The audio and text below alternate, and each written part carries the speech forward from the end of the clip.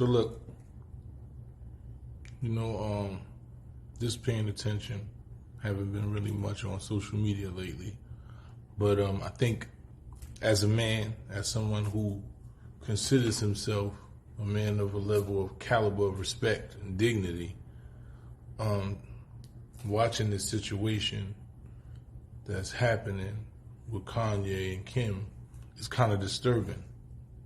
And it's kind of disturbing for two reasons, right? Kind of disturbing because Kanye has a following. Young black boys, young black men, young boys, period, follow Kanye. And they see him as some level of example. Sometimes he shows levels of genius. When it comes to musically, even fashion, he has levels of genius. And that level of genius and influence that he has carries over into real life, right? So they're watching this genius who makes music that's phenomenal, who makes shoes that everybody loves, and then they hear him say things that are celebrated sometimes, and then they see him do toxic shit that they believe is okay. And that's dangerous, because the way that he's carrying on the situation with Kim,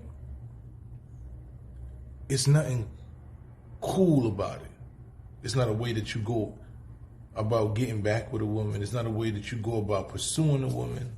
It's not a way that you do anything that is progressive in a relationship.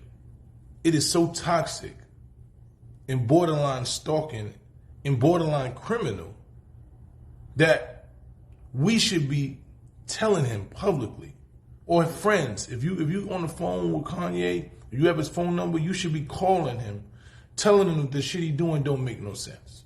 You should be saying, Kanye, this shit you doing right now is completely out of control. It don't even make sense. Like, you got kids. This is the kids, the mother of your children. And the way that you carrying on is detrimental to these kids. It's detrimental to her life. It's detrimental to her safety. It's detrimental to your safety.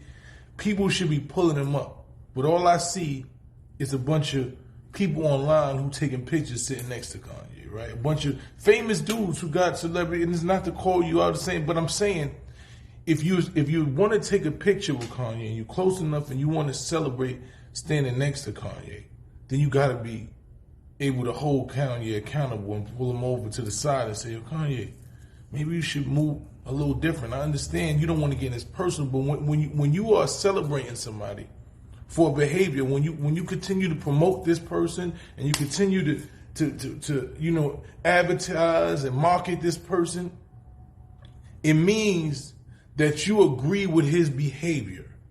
It means that what he's doing, you co-sign. So when he just did some sucker shit and he did some shit and you watched him do some shit that we know ain't even player and ain't cool, it ain't no real nigga shit, and you watched him do it and then you took a picture and you posted it with him, and you a man of some level of integrity and respect, that means you co-signed the act that he just did.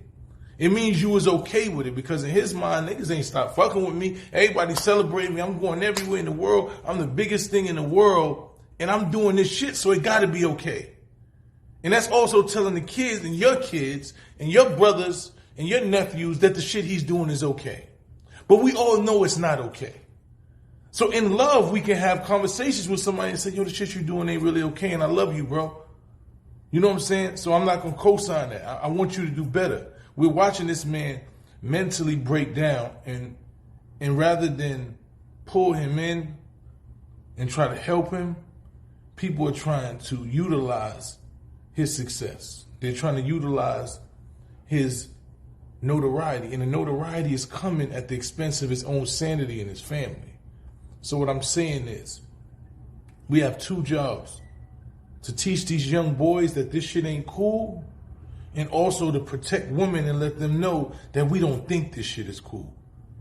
And matter of fact, three jobs, and also to protect Kanye from destroying and self-destructing.